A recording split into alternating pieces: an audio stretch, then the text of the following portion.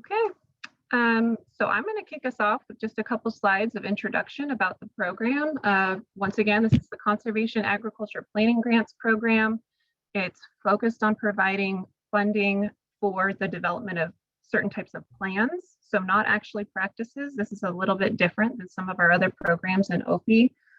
Through this program, we're only supporting the development of plans, not so much practices. This is our second workshop, and you may hear me call this program CAPGP. That's the acronym that's developed so far. So today we're going to go through welcome and introductions, and I've taken care of that already. And then we'll go through an overview of the Conservation Agriculture Planning Grants Program requirements and application.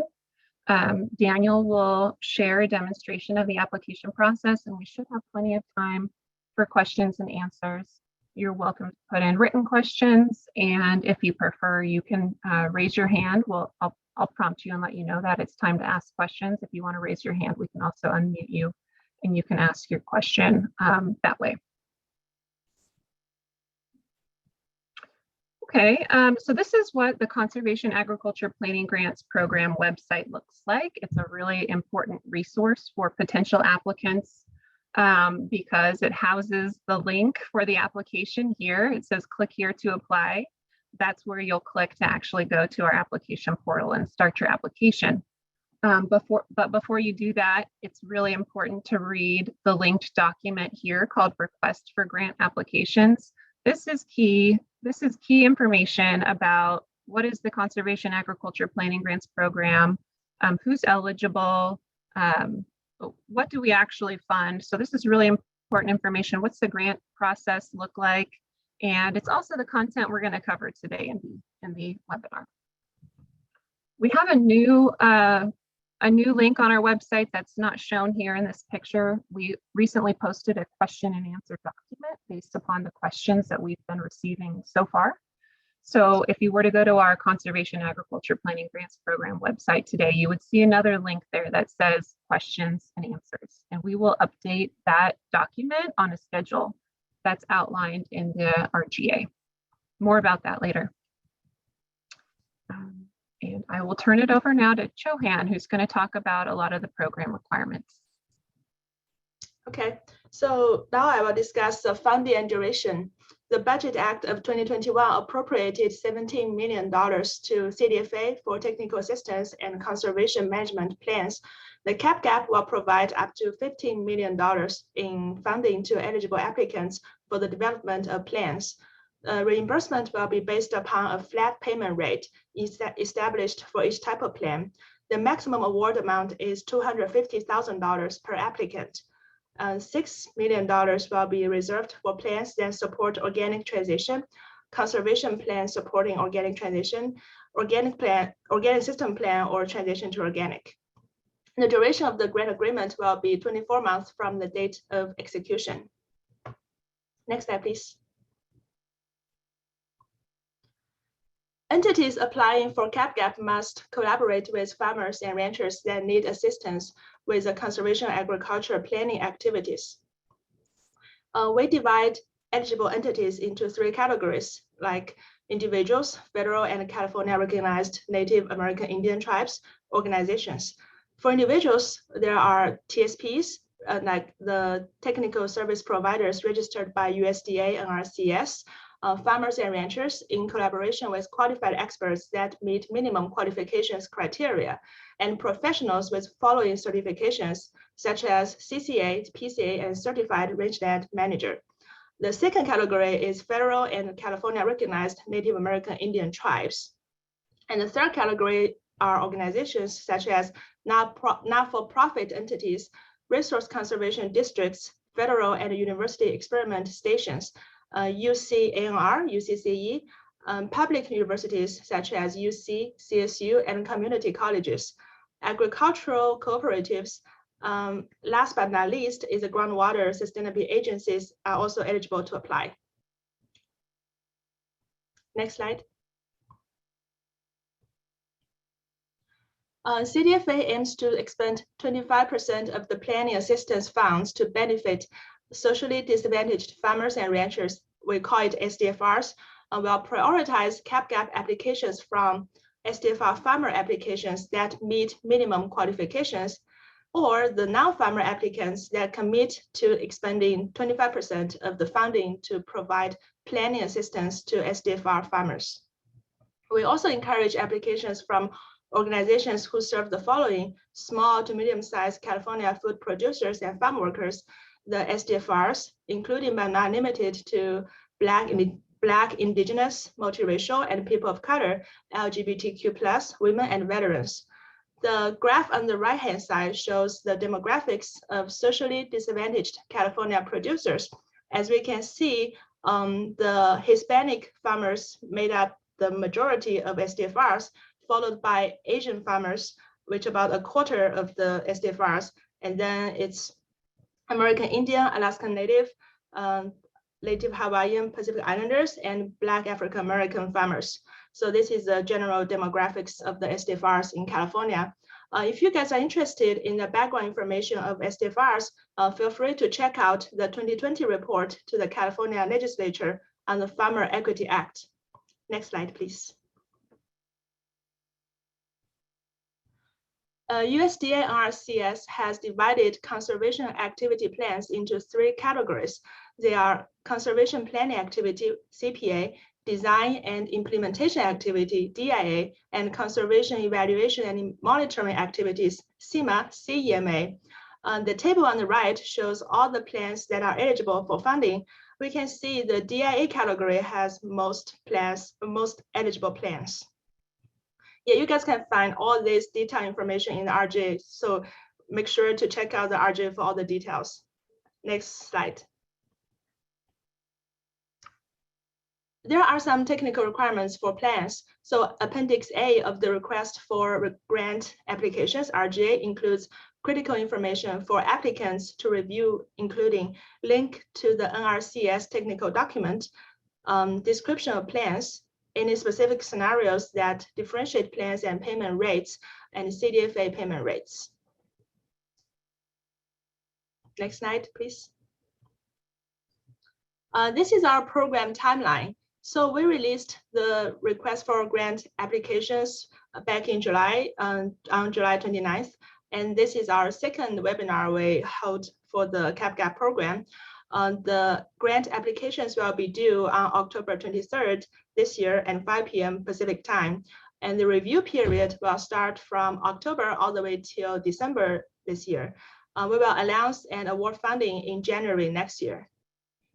Next slide, please.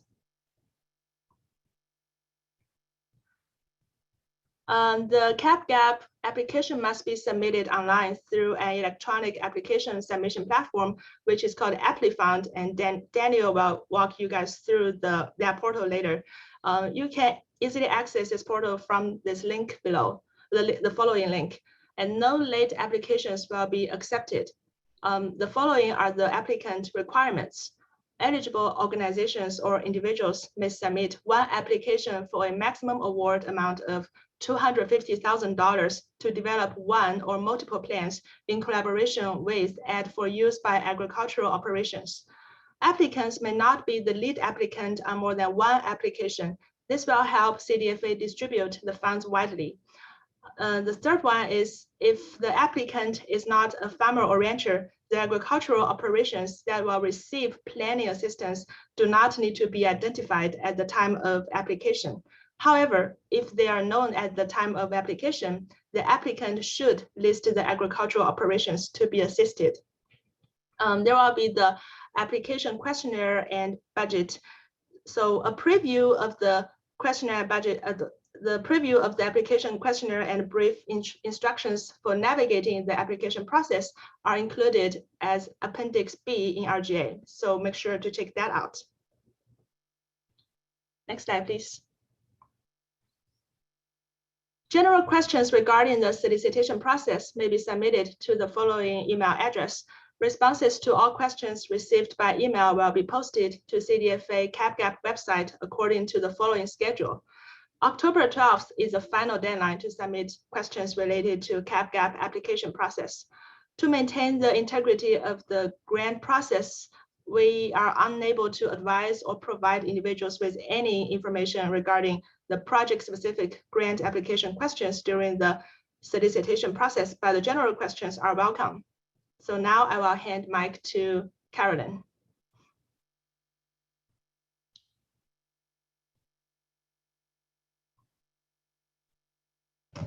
Thanks. Okay. Next slide. So once your application is created in the Amplifund application, you'll submit it to CDFA, and then we'll initiate several steps of review. And the first step of the review period is administrative review.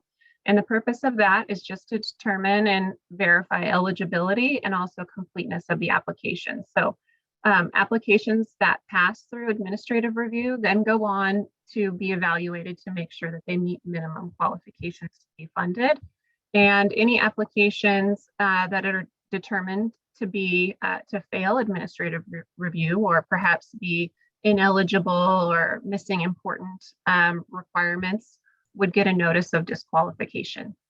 And we have some information about this again in the request for grant applications. A disqualification is a determination at CDFA that applicants could appeal, and there's information about the appeal process in the request for grant applications. Here are some of the reasons why an application might be disqualified: one or more unanswered questions necessary for admin or technical review, missing blank, unreadable or corrupt content, unusable or unreadable attachments, applications that don't comply with eligibility or program requirements, and requests for more than the maximum award. And the maximum award is $250,000 for this program. And I will say, you know, when developing the application materials, it's really our goal to make it very difficult for somebody to be disqualified. We want to make sure, of course, that any required questions are marked as required and that people can't submit without answering all of the required questions. Okay, applications that pass through administrative review, they go on to a minimum qualifications review. We do not have a detailed scoring criteria developed for this program. Proposals that are determined to meet the minimum qualifications will be selected for funding based on the order that they were submitted and priority considerations, which Chohan talked about a little bit earlier today. So to meet minimum qualifications, there's really two ways to do so. The applicant may be a registered technical service provider with the United States Department of Agriculture Natural Resources Conservation Service. USDA Nrcs, they work with individuals and organizations to register them for these types of planning activities. And so if you or a member of your organization is registered with Nrcs and you apply for that type of plan for which that registration is held, then you would be determined to be meeting minimum qualifications and your project could be selected for funding. We understand there's likely not enough registered technical service providers out there to support the funds that we want to distribute through this program. So of course, there are other ways to be determined to meet minimum qualifications. And so every applicant who wants to apply for planning funding will submit a resume or CV.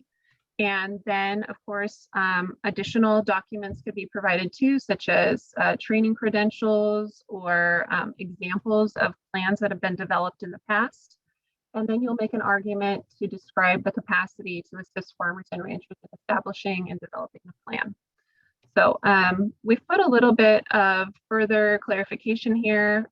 You know, once again, everybody's going to be required to submit a resume or CV that is specific for the type of plan that you want to develop. If you have, if you want to develop multiple types of plans, it's okay to submit a different CV and resume for a different individual who's an expert in those types of topic areas. So for example, organic transition, you might have one individual and you'll submit their resume and CV, and then for something related to agricultural water use, you might have a different individual that you would like to develop the plan. So it's totally fine to have different folks participating in developing the plans.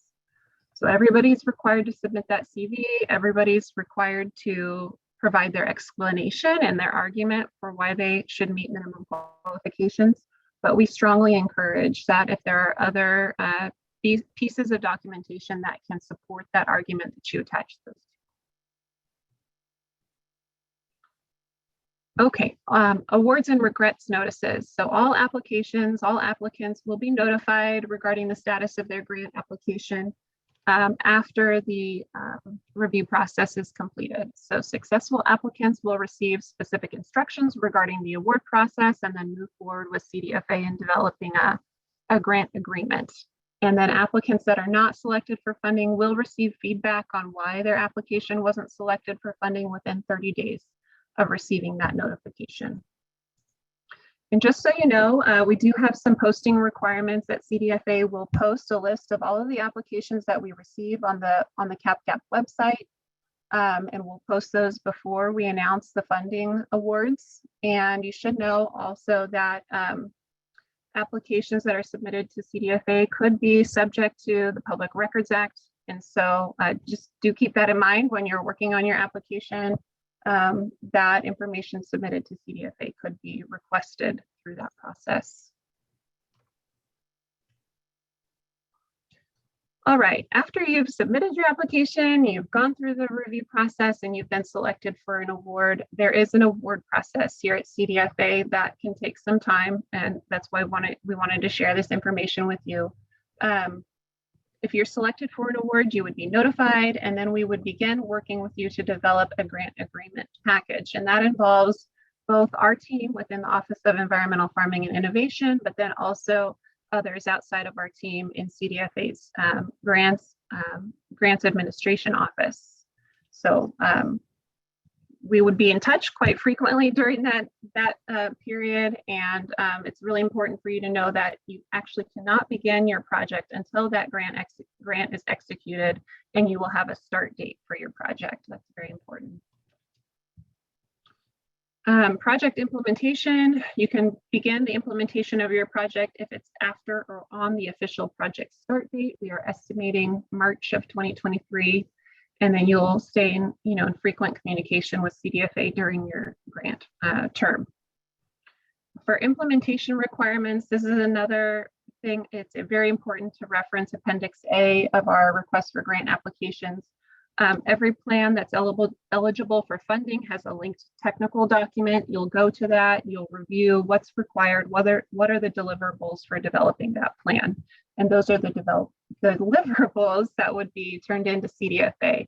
And of course, to a farmer who wants your assistance, or if you are the farmer, you will also have the benefit of those deliverables, the plan. Okay, the payment process.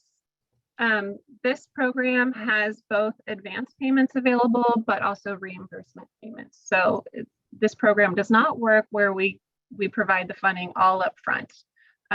It's more of a reimbursement-based program. So as the plans are completed and turned into CDFA, you'd be provided with invoicing materials that would allow you to then receive reimbursement from CDFA. We are able to provide up to a 25% advance with appropriate justification. And so if you're awarded a grant, we would work with you on submitting an advance payment request, and then you could get that funding up front. And then CDFA will withhold 10% of the total grant agreement award until the completed plan or plans are all submitted to CDFA to make sure that awardees have met program requirements. Projects are required to be completed within our grant agreement duration. I believe we have a 2-year grant term for this program. And then during the grant term, there will be a progress report that will be due to CDFA. We, as I said, we will be paying recipients based upon completion of a plan, but we understand that there is going to be a timeline in developing those plans. So on a quarterly or semi-annual basis, we'll be asking for folks to share with us their progress on developing the plans. And at minimum, the progress report might include the total number of agricultural operations that are being assisted, including names and contact information of those farms and ranches, the number and types of plans that have been completed, the number of individuals assisted who belong to groups such as socially disadvantaged farmers and ranchers, and our farms and ranches of 500 acres or less, and then a description of your activities towards completing the plans. You might wonder, why are we collecting information about socially disadvantaged farmers and ranchers and farms and ranches of 500 acres or less? We do have to provide some of those metrics to our funding sources, or just to make sure that we're in line or lined up with CDFA's equity goals and vision. And then the final report, grant recipients must submit a final report detailing all the completed plans consisted with the project budget. Completed plans must be approved by the farmer and rancher and submitted to CDFA. Project review. CDFA may conduct a critical project review during the project term to verify project progress as reported in the progress report submitted to CDFA. This could take the shape of a phone call interview or a visit to an organization's office to review records. Sort of like an audit, but the purpose is just to make sure that all, accountability and transparency, that the projects are moving forward and that deliverables are expected to be turned in on time.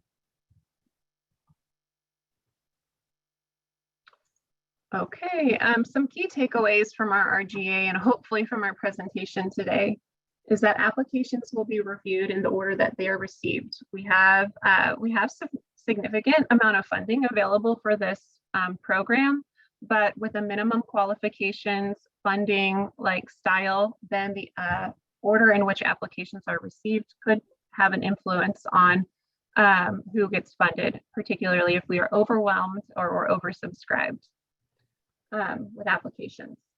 And then applications from socially disadvantaged farmers and ranchers and organizations that commit to expending 25% of farms to assist socially disadvantaged farmers and ranchers will be prioritized for funding if minimum qualifications are met.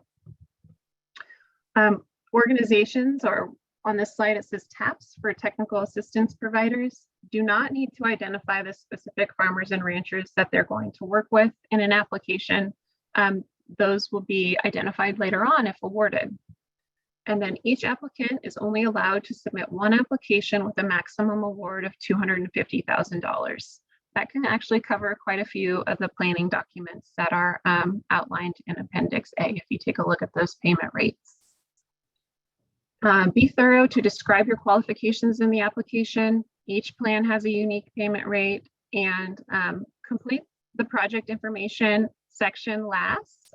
We're going to go over that in a second, but you'll see when Daniel does a demonstration of the CAPGP application process that there's several stages, and one of them is called project information. We definitely recommend you fill that part out last. There we go. Let's see. That was my last slide. I'm going to have a look. Oops, now I went too far.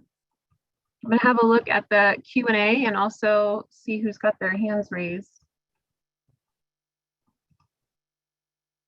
Let's see. I see Hardeep has his hand raised. Oh, the hand went down. Hand went up. Okay, I'm going to unmute you, Hardeep. Go ahead.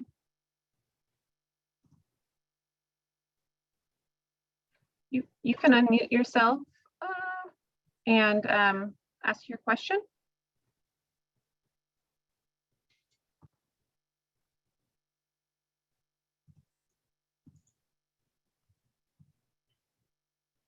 All right, I'm not sure. We might be having a technical difficulty with that question.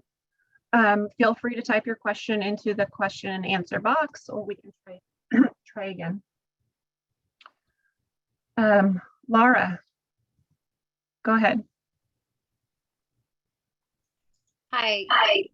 Can you hear me? Yes. I'm sorry, I don't recall which slide it was. I believe it was the second or third slide, if you don't mind scrolling back. Sure.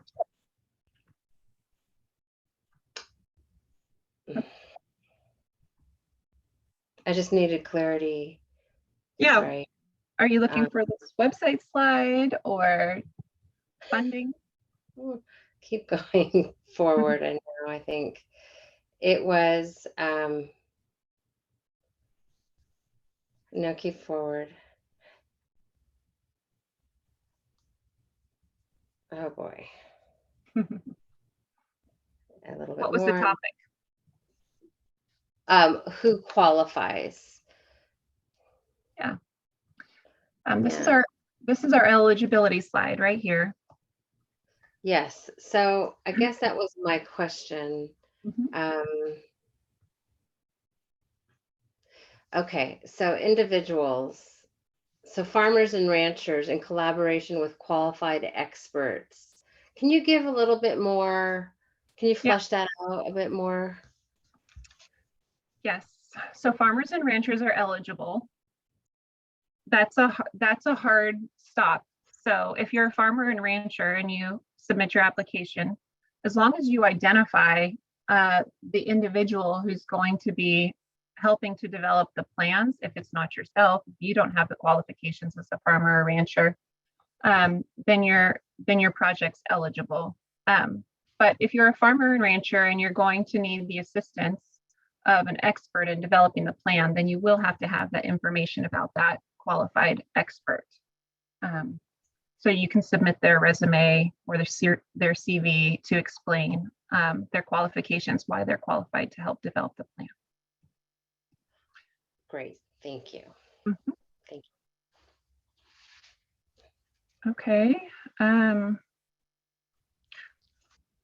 Hardeep, I think you could unmute yourself.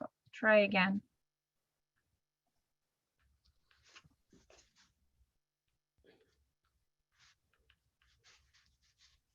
Okay.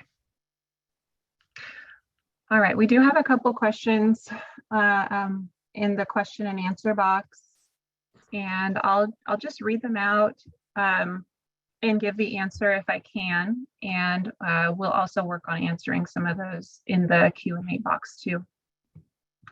First one, for technical service providers, do individuals within an organization need to be registered TSP, or can the organization as a whole, like an RCD, be registered as a TSP with Nrcs?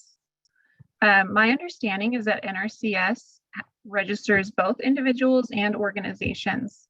So either of those options could work. So to be determined eligible, if you're a registered TSP, you would pass the administrative review, you would be considered eligible, or at least that eligibility check. And then you still would need to describe like why you need to be registered as a TSP for the type of plan that is being prepared or proposed to be prepared. So those qualifications still need to be discussed. What if a grower is planning to develop their orchard vineyard? Can they develop a plan for their future orchard vineyard and still be eligible? Yes, we have not put any restrictions upon the types of agricultural operations that can be assisted or develop plans through this program.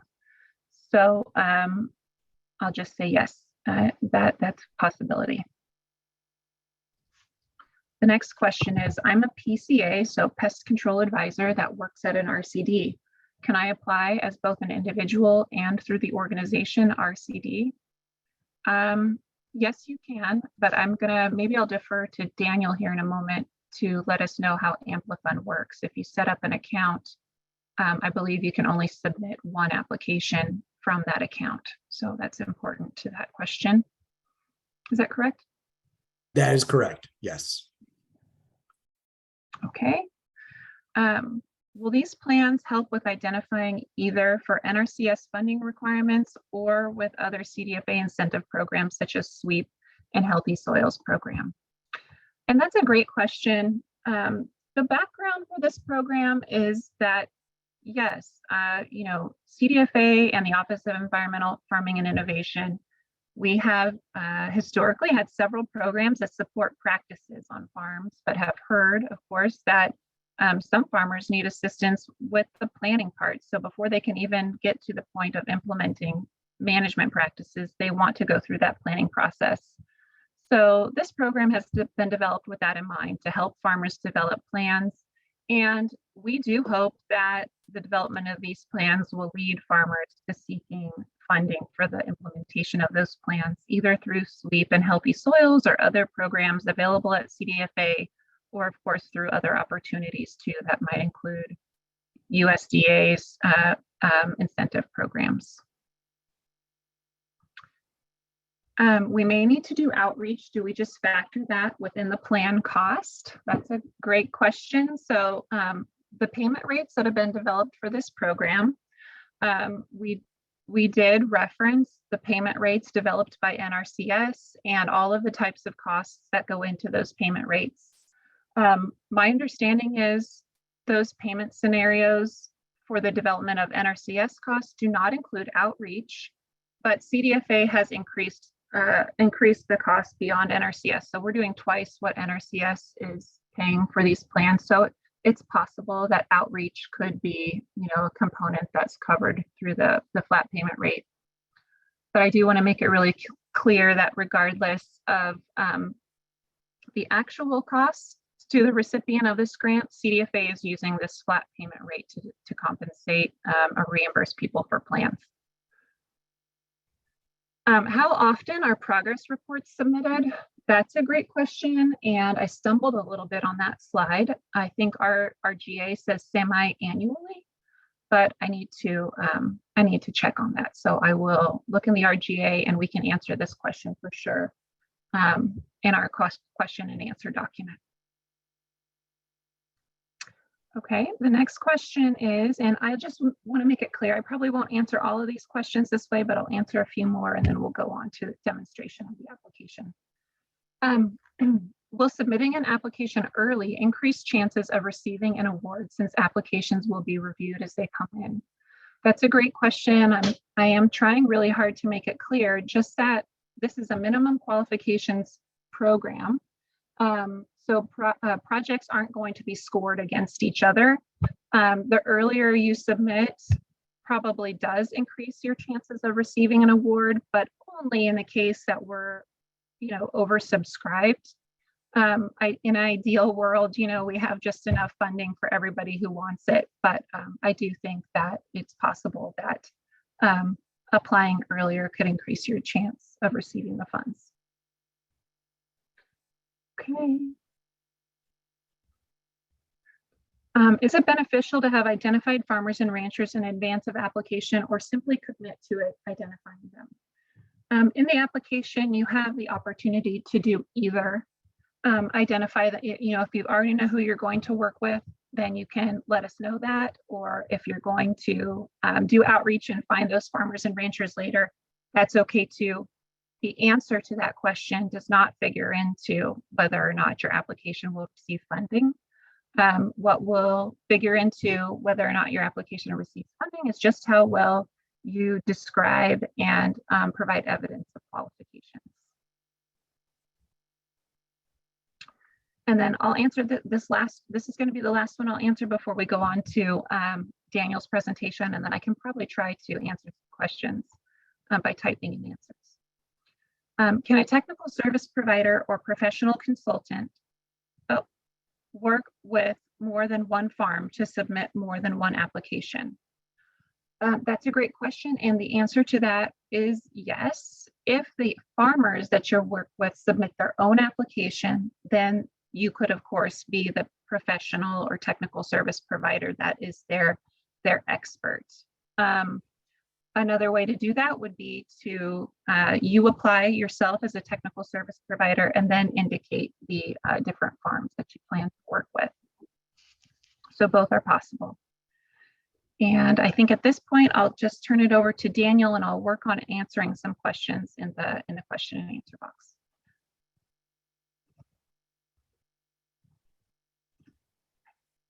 I need to give you sharing, don't I? Let's see.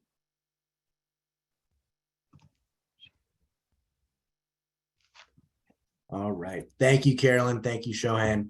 So what we're going to do now is we're going to start to walk through the application in the Amplifund Applicant Portal.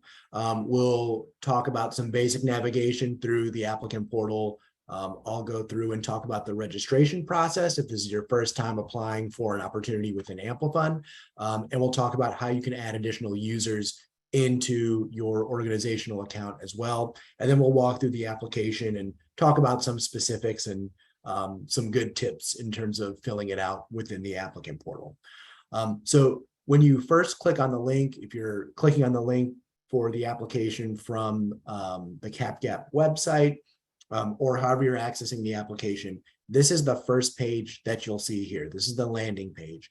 And this page is going to show a lot of information regarding the overall program. A lot of this information is really similar, if not the same, to what you'll find in the RGA or on the CAPGP website.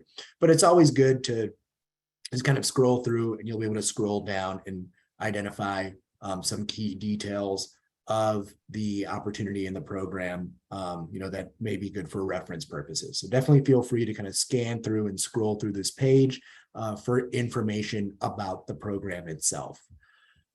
When you're on this page, you'll also see a number of buttons here at the top. This print button will allow you to print this page.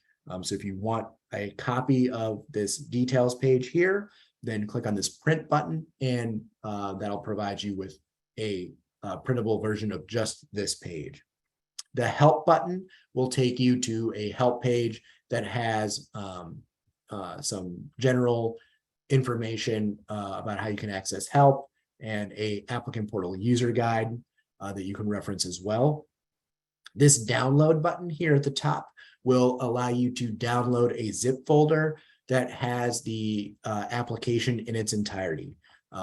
So this will have any attachments that are part of the application. It'll also provide you with a PDF version of the application and all application questions. So if you wanted to view this or review the application questions on a PDF document before going in and actually applying through the portal, then you can do that by clicking this download button.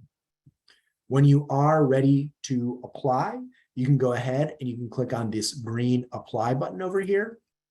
By clicking on the apply button, it's going to take me to a login page. So again, if you're a returning user or if you've already utilized Amplifund to apply for another opportunity, just go ahead and type in your existing email and password. If you do have an account already, but you don't remember what your password is, you can go ahead and click on the forgot password button, and that'll send you an email allowing you to reset your password for Amplifund. If this is your first time logging in, if you haven't registered yet, this is your first time utilizing Amplifund to apply for this program or for any program, then you can go ahead and click on this green register button over here. So as soon as I click on register, it's going to bring me to a page that allows me to fill out information about myself and my organization to successfully register in the portal. The first thing that it's going to ask me here is to enter in an email address, which will become your username, and also to type in and confirm a password. So go ahead and type in an email address in here.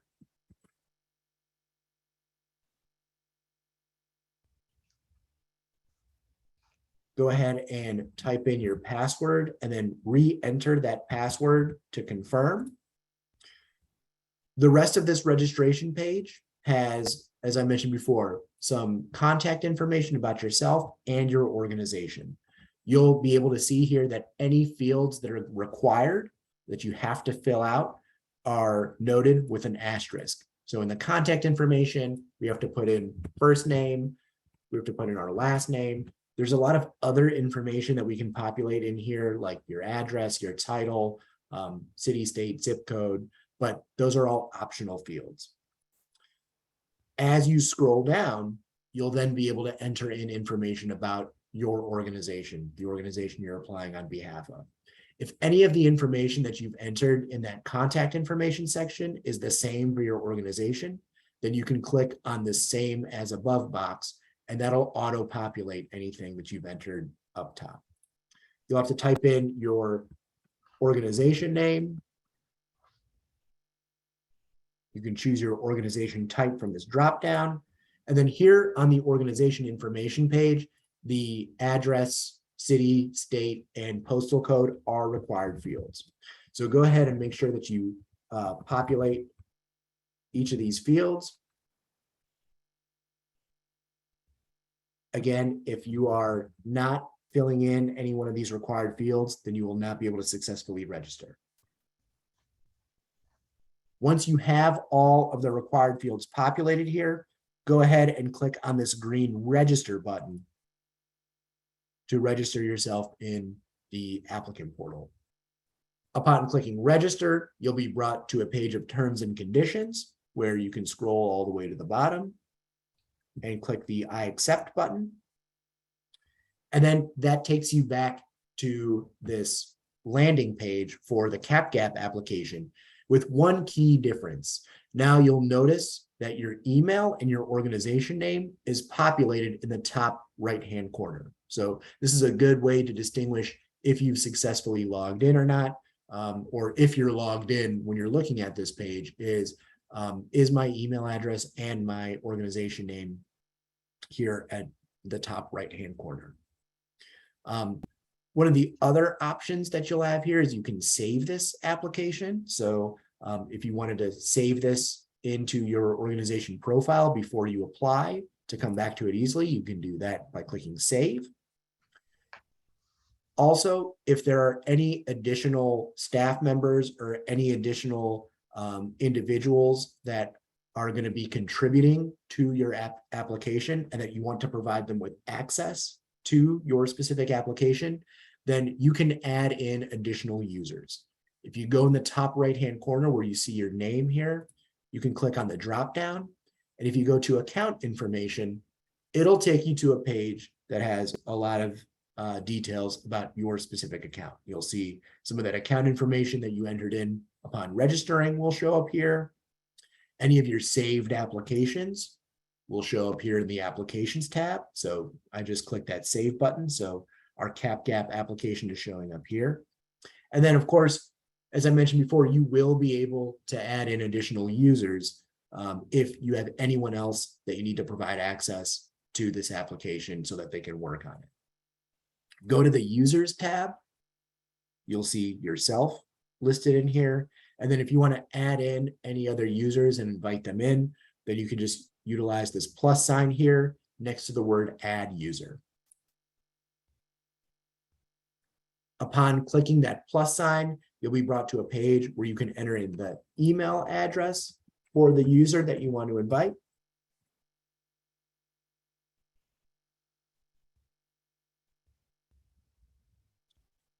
You'll be able to assign them a role. And really the distinguishing factor between the two roles we have, the two roles are called editor and administrator. If somebody is added in as an administrator, they'll have all the same rights that you do on the application, the ability to view the application, enter in information into the application, the forms, the budget, and the ability to submit the application. If you don't want this person to be able to submit the application, then make them an editor and they will be able to contribute and enter in information on the application, but they will not be able to click on the submit button to submit this application. You'll have to fill out contact information for the person that you are inviting in. Remembering that any field marked with an asterisk is required. Some of this information may auto-populate down here based on what you have, which you've completed in the registration section for your organization. So feel free to change this or leave it alone.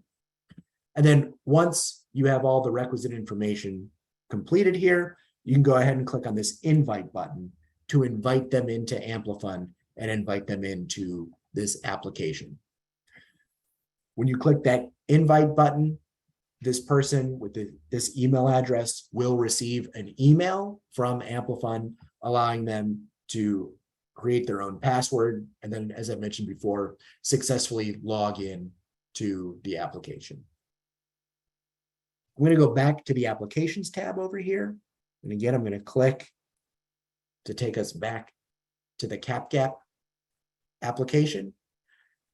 And now that I'm ready to apply, I'm going to go ahead and I'm going to click on this green apply button. So before we start walking through some of the specifics of the information you'll be required to populate on the application, I wanted to talk a little bit about the navigation first. On every page within the application, you'll see this timeline here across the top. The timeline is going to reflect the different sections that are contained within the application. So there's a project information section, there's a section where you're completing application forms, and there's also a budget section. You can click within each section to easily jump to that particular section. So you'll notice these are hyperlinked. I can click here if I wanted to go straight to the budget or to the application forms. Also, this timeline is a great way to view your progress and how you're doing on your application.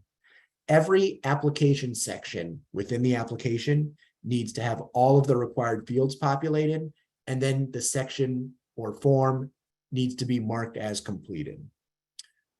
Any applications that don't have all sections marked as complete will not be able to proceed to submit.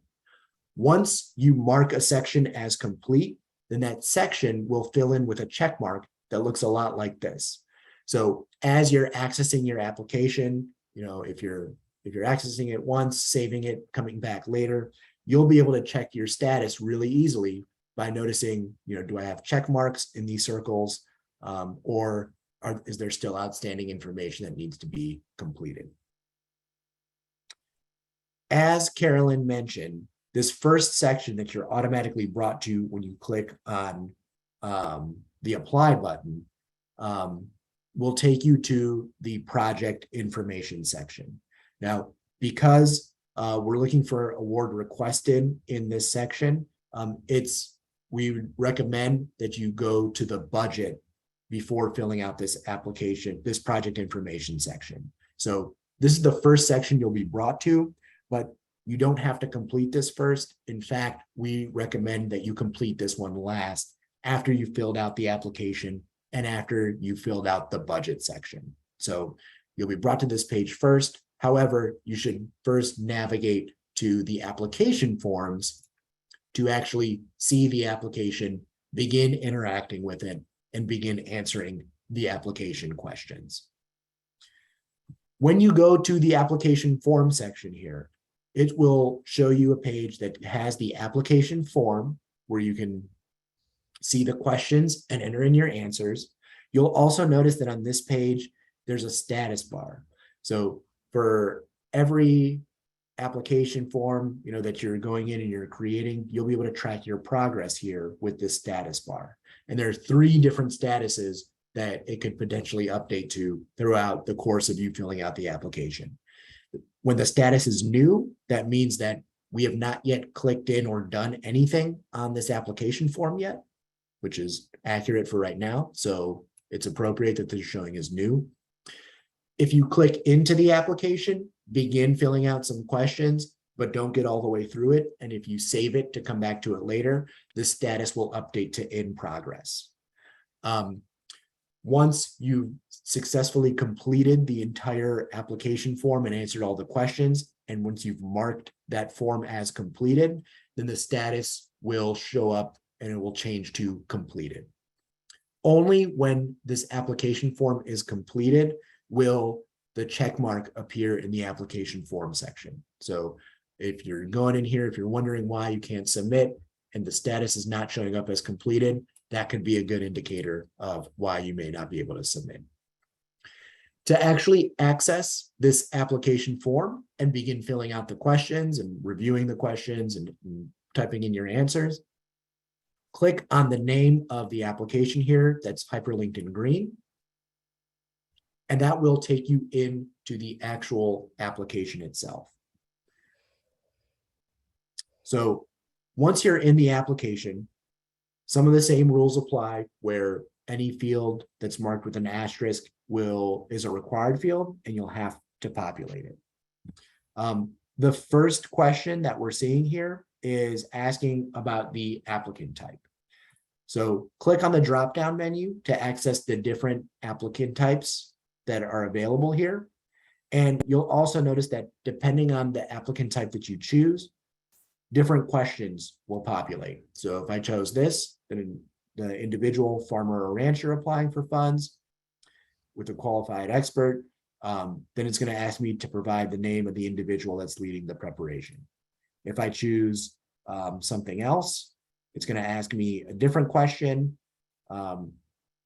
Here, if I choose a technical service provider registered with USDA NRCS, then it's going to ask me to provide the TSP number, as was mentioned before, assigned by USDA. So again, choosing the appropriate applicant type will allow you to fill out the correct subsequent question that asks for that information. Go ahead and type in the name of the primary applicant here.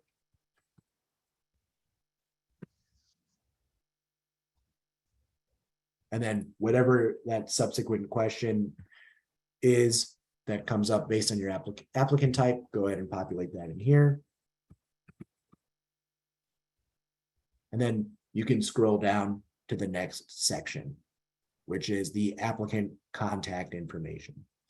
So here, and with any of the questions, it's always good to read through the description that's provided with the questions so that we have an understanding of everything that's required in answering the question.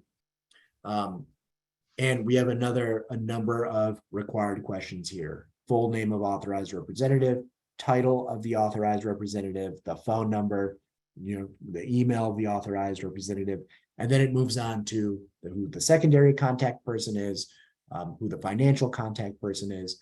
You can easily type your answers directly into these boxes.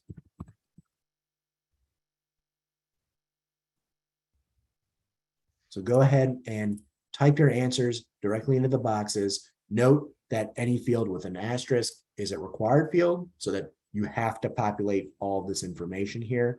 And then after you get through the secondary contact person, it's going to ask you for the financial contact person. Notice how these don't have an asterisk, so these are not required fields. When you get to the project summary section, you'll be provided with a series of questions, some which are more narrative based. So here on the project summary, you have to provide a basic description of the project. Note that you have 2,000 character limit here. You can start typing your answer directly into the text box. And note how as I'm typing this, my character counter is starting to count down. So this will keep track for you of how many characters you have remaining as you're typing out your answer. If you are typing your answers in Word first or somewhere else first and you want to copy that in, you can definitely do that. As soon as you copy the text in, then the character counter will update based on however much text you've copied in. One thing also that's good to remember as you're filling out your project summary is that this information may be publicly available via the website, depending on what you answer. So keep that in mind as you're filling out your project summary, as this will be potentially available as public information on the Cdfa website. The next question here is indicating whether farmers or ranchers will be identified after an award of funds. So there's a couple of different options here. Farmers are identified, farmers yet to be identified. Some of the farmers are identified. If the farmers are not identified, if we don't know yet, that's okay. You can choose the farmers are yet to be identified, and that will populate a new question that will allow you to estimate the number of agricultural operations that will be provided planning assistance. So again, if you have not yet identified the farmers, then you can go ahead and select farmers yet to be identified. It's okay. Just make sure that you choose this option, and then you can go ahead and you can populate the number in this field. For the next question, if the names of the agricultural operations are known, then again, you can provide the name and the county of each agricultural operation that will receive planning assistance. However, if those farms are not yet identified, then this is still a required question. Follow the instructions and you can go ahead and enter not yet identified. Even if you have not, especially if you haven't identified your farmers, you still have to answer this question. It's required. You can just go ahead and you can type in not yet identified.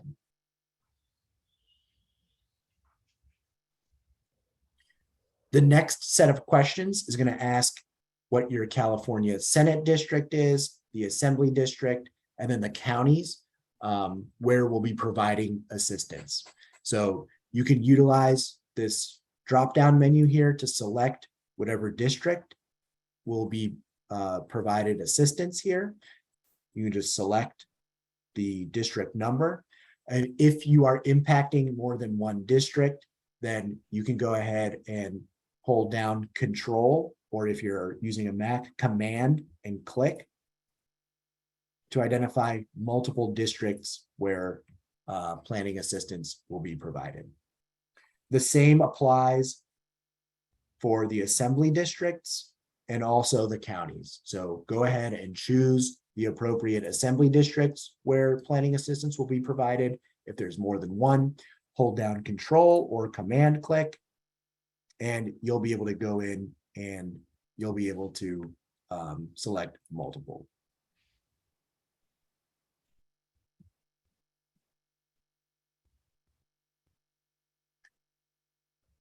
The next series of questions are regarding the plan types and the evidence of qualifications.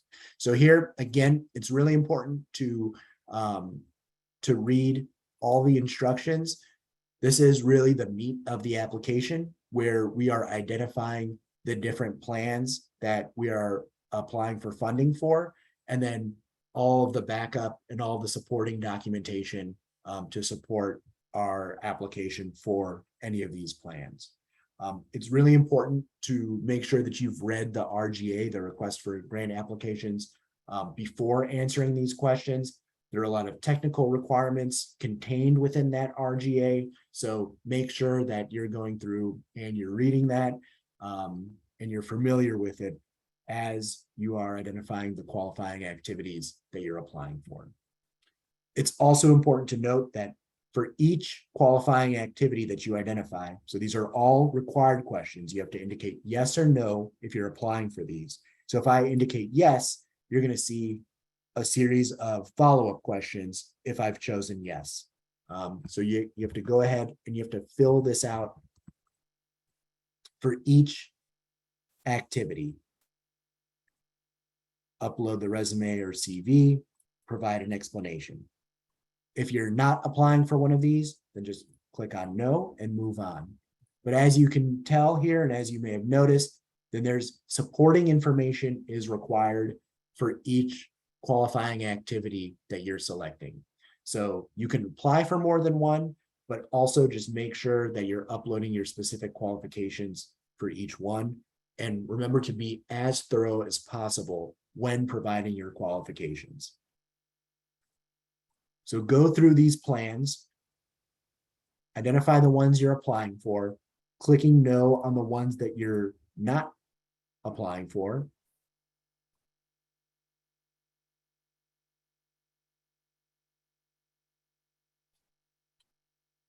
And again, read through the RGA very carefully, make sure you're familiar with all the requirements before answering those questions. And please be as thorough as possible as you're identifying the qualifying activities and providing your supporting documentation. The next section here is the commitment to socially disadvantaged farmers and ranchers. So here, this is essentially asking, will we be providing the 25% of plan funds to socially disadvantaged farmers and ranchers? Again, you can go here to look through the definition and you'll identify yes or no. If you select yes, then you'll be prompted to identify the groups that apply and the ones that you'll be impacting. So make sure that you're being as thorough as possible here. If you're choosing yes, if you're choosing no, you can just move on. So that is the application form with all the application questions. As I mentioned before, you don't have to complete the entire application in one sitting. As you're going through, you can see I didn't answer all of the required questions. If you need to step away, if you want to, stop working and come back to it later, then you can save your progress on this application form by clicking on the Save button here. When you click on the Save button, it'll let you know that your application form has been saved successfully. You can go out of the application. When you log back in, all of the progress and all the work that you've already done will be captured here. I'm going to scroll all the way back up here, and I'm going to go to back to the application form section. I talked a little bit before about this status updating once we've made some progress or whether it's completed. So now when I come back into this application and I go to the application form section, I can see that my application form has been started and it's in progress. Once you complete the application form, all the required fields are entered in, and you're ready to mark this as completed. Then all the way at the bottom, there is a Mark as Complete button. So you'll only be able to click this once all the required fields have been populated and once all the required information has been entered. If I try to mark it as complete now, then I'm going to get this application error message over here letting me know that I have required fields that haven't been updated. And then you can also scroll up and scroll through the application. If you need help finding where those fields are, they're highlighted here in red. Once you do have all the required fields populated, then you'll have to make sure that this application form is marked as complete so that you can eventually submit your application. And again, once we have that marked as completed here, then you'll be able to see the status change to completed on the application, on this application form section. The next section that we're going to take a look at today is the budget section. So you can navigate to the budget section in a couple of different ways. You can either just click directly here where it says budget. I can also click on save and continue from here, and that'll take me right to the budget page as well. So as we're looking at the budget page, one thing that's important to highlight is that what we have entered here on the different plans that we have in the budget should match the plans that you've identified on the application form. So when you get to this page, you'll see a list of all of the different plans. Also, every plan has a specific payment rate. And you'll be able to see what that payment rate is when you go to start entering information about your budget and how much funds you're requesting. So, for example, if this is one of my plans, one of my qualifying plans that I'm applying for, I'm going to click on the plus sign here. And when I do that, it shows me that my flat payment rate here is $17,000. So what you'll have to do is you'll have to go in here and provide a name of your item, the direct cost, and then you can enter in information in the narrative field if you want. This is an optional field. Now, you may not know the names of the farmers. If you know the name, then you'll put it here in the name field. If you don't know it here, then that's fine too. You can go ahead and you can just type in farm 1, for example. The direct cost should follow the payment rate here. So make sure that we're going in and following the guidance and the payment rate that's listed up at the top. And click on create. You can create an additional item under the same plan here. Again, if you don't know the name of the farm, that's fine. You can just name it farm 2. And then that flat payment rate, follow the guidance that's provided here on this window. If you're applying for an additional plan, then just find that plan here. Go ahead and click on the plus sign. Note the flat payment rate for that particular plan. Go ahead and enter either the name of the farm or go ahead and just type in like farm 1, farm 2, identify the payment rate, and click on the create button. So you'll go through this entire process as you're looking through and as you're filling out your budget. And again, it's important that what we're identifying here on the budget for the different plans matches the plans that we have identified in the application form. And again, if we don't know the names of the farms, if we don't know what farms you'll be working with, then it's okay. This is just an estimate. So just do your best and follow that payment plan structure. It's also informative here, though, to do that application form first, then fill out the budget. Once you've completed filling out this budget, then you'll know how much you're applying for. And in the Amplifund Applicant Portal, it's important that what we have entered in on the budget matches the total amount that we're requesting for the grant.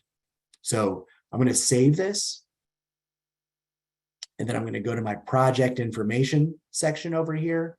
And now that I know that I'm applying for $42,000, now I can complete this first section, which was that project information section. So I'm going to go ahead and we have to populate an application name. What we recommend here for the naming convention is going to be, your name.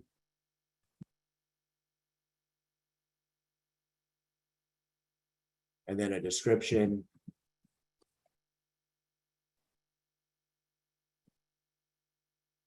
Kind of like that. The award requested. This is where you're going to put in the total amount of award you're requesting, which should match and which has to match what's in that budget section. So I'm going to go ahead. I'm going to put in 42,000 here. And then for the primary contact information, this will pull as much as possible from where you registered. If you didn't complete some of these details, then you'll have to just make sure that you're filling out the required fields here. If somebody else is going to be the primary contact person, this is also a good way to identify that. If the person that's applying, if you're filling out this application and you're not the primary contact person, then you can use this field here. You can use these fields here to identify who that person should be. Once you have all the required fields populated, you can go ahead and click on that Mark as Complete button. We can go back to our budget.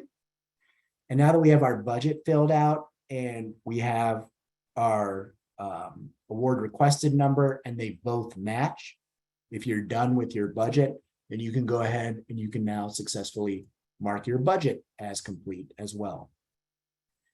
As I mentioned earlier, as you're marking sections as complete, they will highlight or they will populate these circles here with those check marks. So a great way to tell whether or not you're ready to submit your application is, do all of my circles here at the top have check marks in them? Also, when you go to the submit page will tell you if you're ready to submit your application. So again, I can see I have a check mark and my project information, one of my budget, but I've not yet completed my application form. And it's telling me here, I have my application form that has required fields that have not been populated. It will not let you submit your application. We have a submit button here, but it's grayed out. Once all of your sections are completed, then they'll populate here with the check mark, and then this submit button will be green. Once you're also through with your application, you can go ahead and click on this review button. That will download a PDF of your full application with all of your answers in there so that you'll have that for your records as well.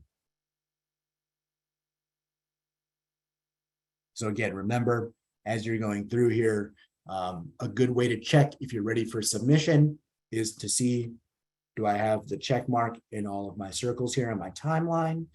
If not, then that should guide me back to where I need to go. The submit page will also guide you to the different sections or forms that may still need to be completed.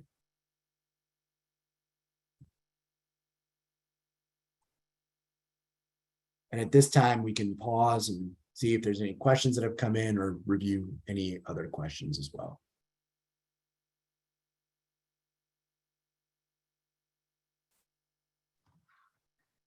Thank you so much, Daniel. I want to ask our attendees, if you have a specific question about the application portal, this is the very best time to have that question answered. So you can ideally raise your hand because there are some questions in the Q&A box that are unanswered. So, okay, we have a few. Let's start with Brenda. Brenda, I'm gonna allow you to talk. Go ahead. Great. Thank you. So I have 3 questions here. Thanks for answering. The first one already. My question was in the application process, choosing yes to assisting socially disadvantaged farmers and ranchers. Does that actually include the people who will eventually be working the land, the owners of the land, and or is it just for the planning work itself under this award? Okay, that's a great question. So socially disadvantaged farmers and ranchers does have a definition in the California Farm Equity Act.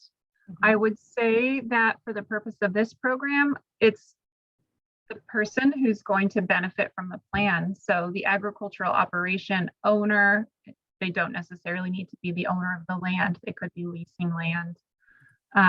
But the primary contact at the farm or ranch that receives the assistance.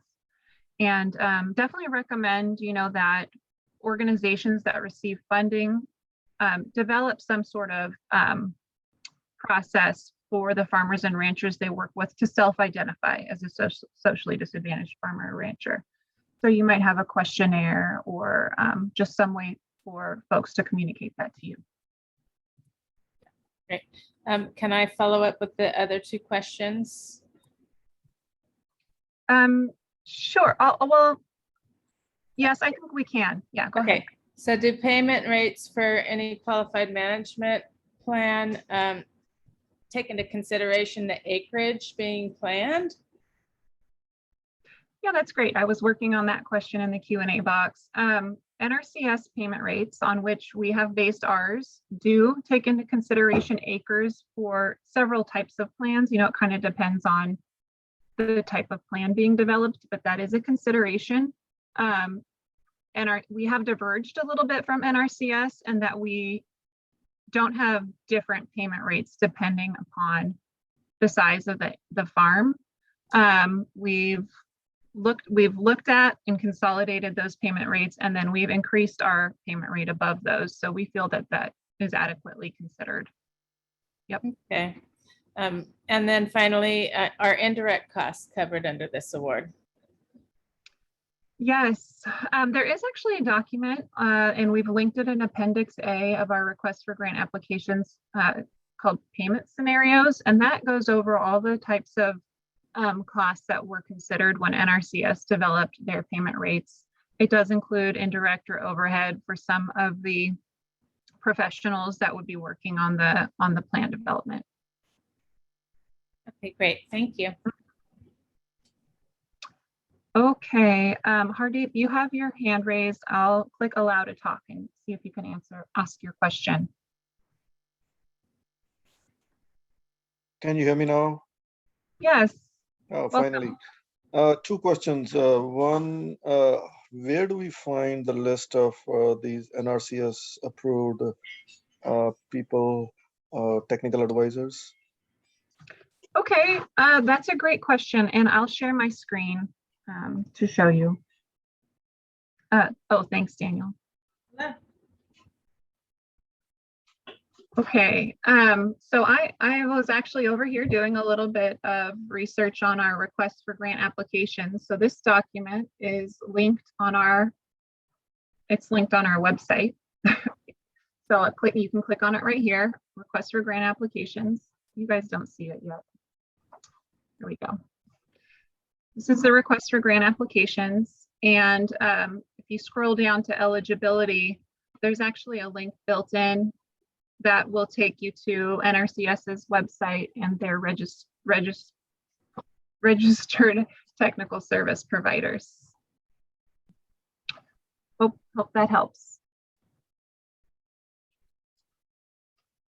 Got it. Yeah, thank you. That's helpful. Okay. And second, just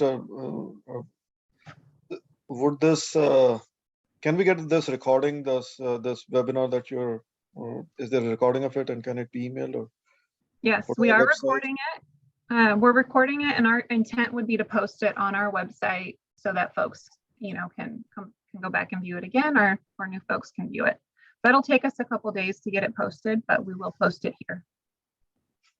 Okay, and third quick question. So there are, like when Daniel was calculating the numbers on the budget for different programs. So let's say we apply for 5 different programs. Is the application going to be accepted or rejected as a whole, or parts of it can be accepted or rejected, or? That's an excellent question. For each type of plan that you want to propose in your application, you'll have to designate, an individual who's going to lead the development of that plan and provide their qualifications.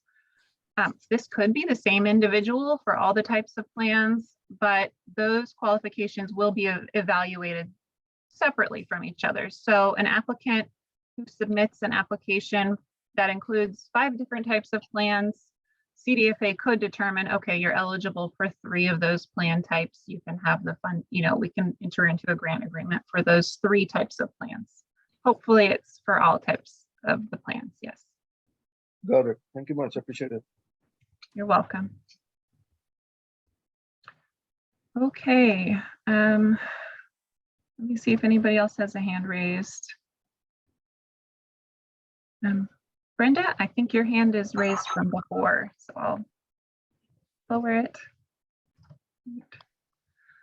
I'll quickly scan the questions to see if there's any that are, important for you to answer, Daniel.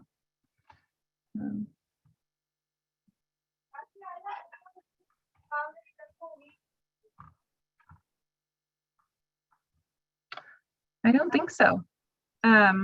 It doesn't look like any of the questions in the question box are really specific to the Amplifund application platform. For our participants, if you do have additional questions, we're going to be following the Q&A schedule that we laid out in the request for grant applications, but we'll also be working with Daniel and folks at Amplifund to get any questions about Amplifund answered. So you can send those questions to our email address as well. I think we've got a few minutes left. I could continue through some of the additional questions that come up, but I just wanted to say we've been working, Chohan and I, to answer questions through the Q&A box. These will be very informative to our next question and answer posting. And so you can also find your answer there if we don't talk about it here today. So I'll use the last 7 minutes of our meeting to just answer some additional questions and maybe seek some clarification, because there are a few questions in here that I wasn't sure that I might need your clarification on. So I'll just read one of those out.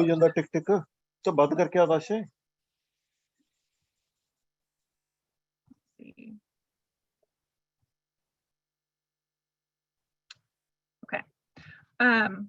So Ellen, you've asked a question, does our local NRCS office qualify for the TSP support for planning for an individual farmer who is applying? I'm not certain how to answer your question, so I was hoping that you could either raise your hand or provide additional clarification on your question.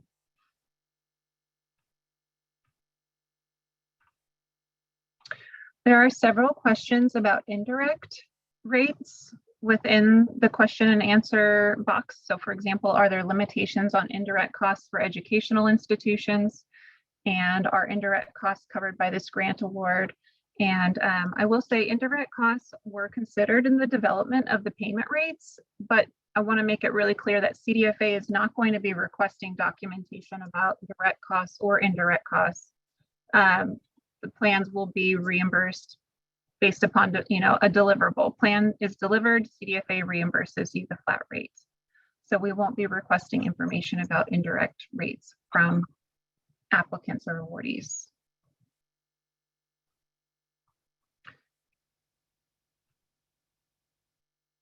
Okay, this is a great question and a little bit specific, plan specific. Given that the NRCS Carbon Farm Plan is under development, is there any more specific guidance on how to write these types of plans? Any thoughts on when NRCS guidance might be complete, given that the components of Carbon Plan might be covered under other types of plans as well? Okay, so, and then the last part of the question, how was the CDFA plan rate developed? In our request for grant applications appendix A, we have linked to the current Carbon Farm Plan guidance by USDA NRCS. So we would like applicants and awardees that want to prepare those types of plans to use that guidance. We have been coordinating and talking with them pretty frequently about the development.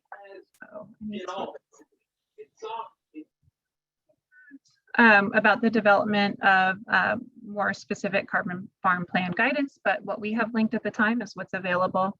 And the payment rate that was developed developed to align with payment rate that is being paid for Carbon Farm Plans through the Department of Conservation. So we are trying to coordinate with our sister agencies as well on that payment rate. You'll notice, actually, I'll go ahead and go there. This is a really good but detailed question. In Appendix A, there's a footnote about Carbon Farm Plans.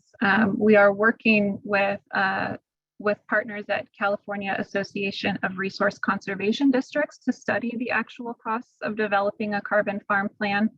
And so for folks that are awarded funding for Carbon Farm Plans, there may be an opportunity to work with CARCD to get some supplemental funding or to participate in that study to understand what the cost of that plan truly is.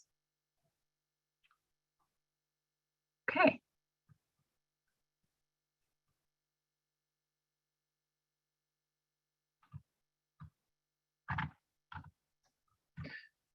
All right, there are, let's see, Ellen, I was wondering if you wanted to raise your hand and clarify your question about, does our local NRCS office qualify for the TSP support for planning for an individual farmer? Raise your hand if you'd like to ask that.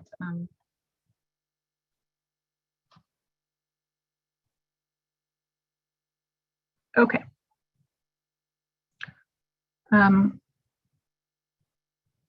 So a couple people raised their hand. We have 2 minutes left. We'll go with Laura. Go ahead.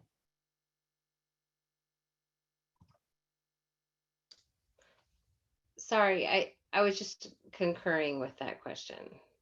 Okay, maybe you can clarify. I don't actually understand the question because, well, again, I'll repeat the question. Does our local NRCS office qualify for the TSP support for planning? So is the question, can NRCS apply for this funding? I just was, I wasn't clear on the support for technical providers for individual farmers. Like, where do we find the technical support? Like, I have a few people I did through my farmers class that I took. I'm a new farmer. Got it. Okay. Do I go back to my instructors and ask them for their CV? I just don't know where to get the people with the expertise. Yeah, that's an option, but I actually would recommend reaching out to maybe some of these organizations that are also eligible to apply. So earlier in the presentation, I showed where you can find NRCS's technical service providers. You know, if you click on this link, you can do a search for individuals that are TSPs. But you could also consider reaching out to these other types of organizations that might be qualified to help you with your plan, like a certified crop advisor, pest control advisor, your local resource conservation district. A lot of those organizations are going to perhaps be applying, but they could also work with you to submit an application if they are qualified. Okay, Yeah. great. Thank you. You're welcome.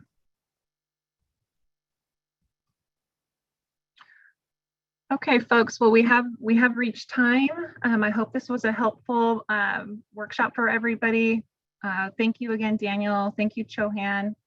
And thank you to the participants. It was very engaging. And thanks for the great questions. We'll be posting, information as it's developed on our website. I encourage you to go there and definitely check out all the resources that are already there.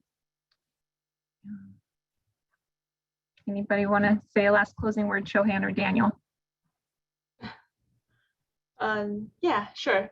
Thank you guys for participating in our second webinar today, and we're looking forward to receiving more applications. So yeah, that's about my closing word.